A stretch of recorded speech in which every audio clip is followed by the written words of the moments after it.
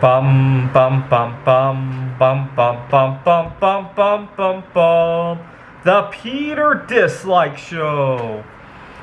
Bum bum bum bum bum bum bum. So two things I want to. One of my resolutions in 2024 was to file two things here in the state of Arizona. Number one, I think you guys know who I want to marry. I've already tried to file that a number of times, and every time I get to argue with whoever denies it, which is really nice, because I get the conversation flowing, right? The last thing I want is for the entire subject to just die, right? I bet every time, especially if I escalate it a few times, I get the people in the marriage department to talk about it. That's all I want at the moment, right? But eventually I do want to get it approved. If I have to go all the way to the Supreme Court, I would love to do that, right? Assuming I can find the time to do it. And second, I want to change my last name to Dislike. And so when people introduce me at the Computer Olympiad, if I were to ever go on television for some reason, if I go win a Nobel Prize, right? I want people to welcome Mr. Peter Dislike, and I could go up to the podium and wave a dislike finger. Oh, by the way, his husband, Mr. Peter Dislike, is also here, right? And then I could wave my other finger. I can't wait to do that. And the reason I want to do that is to highlight the fact that a lot of times, whether we succeed in life or not, is often colored by whether or not we are popular. And that's kind of unfortunate. Let me give you an example.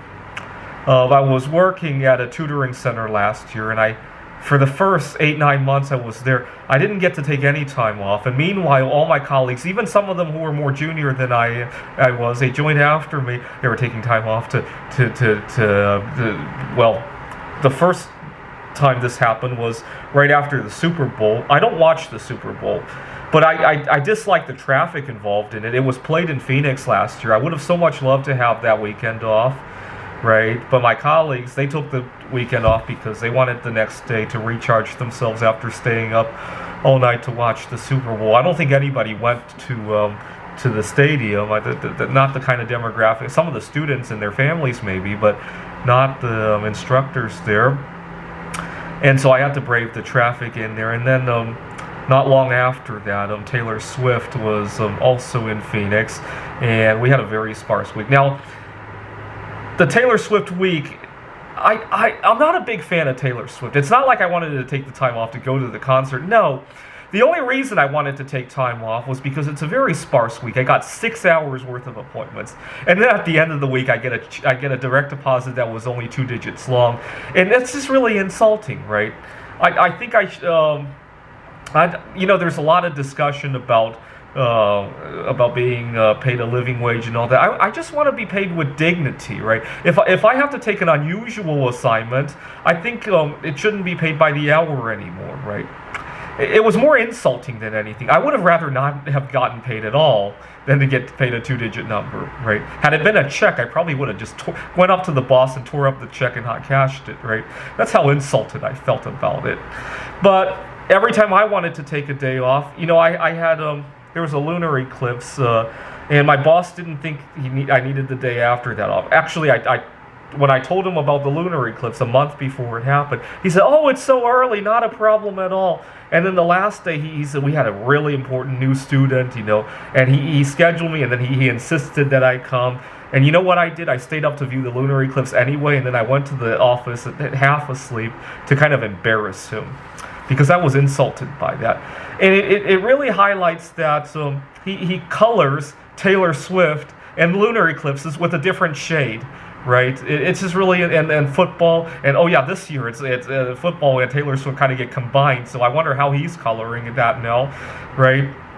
So he just colors that with a different shade than the lunar eclipses, the Computer Olympiads, the self-marriage. He just colors all that with a completely different shade, right? It just goes to show that whether or not you succeed in life highly depends on whether or not your views are popular, not whether they're right or wrong, right? And so I want to change my last name to Dislike to highlight the struggles that I live with, right? Now, earlier this year, I had a moment of sorrow. I had asked my boss I now teach at Phoenix College for the day off on I think it was April 9th or April 10th. I want to travel to Dallas, Texas to view the solar eclipse. And while I'm there, I hope to also visit the place where Kennedy was shot. And she was okay with it, but after I left her office, I decided to send her an email to thank her for the day off. Not only just to thank her, but so that she can't go, oh, I forgot, I got a last-minute appointment, my kid has COVID, Taylor Swift, and who knows what's going to happen next, right? And I felt a moment of sorrow. I mean, I felt like it was the right thing to do when I was sending the email, but I felt a moment of sorrow that I had to do it at all.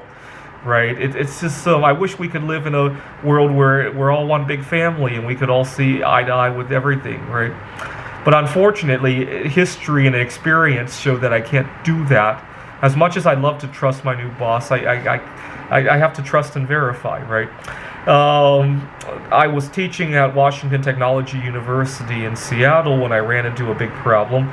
I had a colleague who her sister had COVID, and she wanted to take care of her niece and nephew, and asked me to donate to her some vacation time. And at the time, you know, my colleague was Filipino. I had just broken up with my girlfriend a few months before this, and I was hoping she would help me network with other Filipinos. And so I ended up giving her, actually it's kind of funny why I ended up giving her all of my vacation time. I gave her 2 days to begin with, but then I realized they weren't being docked from my account, and I thought the system had glitched up. I said, you know what, why don't I just give her all of it? And then all of it got docked.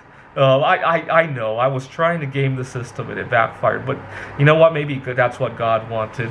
And so I gave them to her, and the next year I was programming the AI for the game of Ticket to Ride Poland, and I asked her if she would like to play a few rounds. I'll teach her the game, you know, so I could get a hang of it. I'm just about to program it, and she doesn't give a damn in the world, and she's busy with stuff, you know. I don't know if it was another niece or nephew is now graduating high school and all that, and they're preparing for some kind of event, family traveling. I'm like, yeah, what about the time? I didn't tell her that. What about the time I gave you 6 vacation days so that you can have a nice, because you got to remember, her sister has type 2 diabetes, and we didn't know how badly the COVID was going to end. I think she ended up with some long-term symptoms as well from the COVID. We didn't know how badly that was going to end, and I took their mind off of that for the week or so, and she completely just forgot all about it. She thought that was normal, and me wanting to play Ticket to Ride Poland was abnormal. And had I had another chance to do it, I might have documented a little bit more. Hey, you know, I hope your niece is feeling better. When you have or your sister's feeling better. When you have a chance, you know, I'd like to get to know the Filipino community more, or I'd like to get a chance to play some of these board. When COVID is done with, I'd like to get a chance to play some of these board games that I only know in the abstract, right? Because I'm programming AI. Had I documented it in an email, it might have played out a little bit different. Although we would have lost that camaraderie, right? We never had it in the first place. That's the tricky part, right? All right, so you can call me Mr. Peter Dislike now, because there's 2 of us. Right? This is the Peter Dislike Show. Bum bum bum bum bum bum bum bum bum bum bum bum. The Peter Dislike Show. Bum bum bum bum bum bum bum.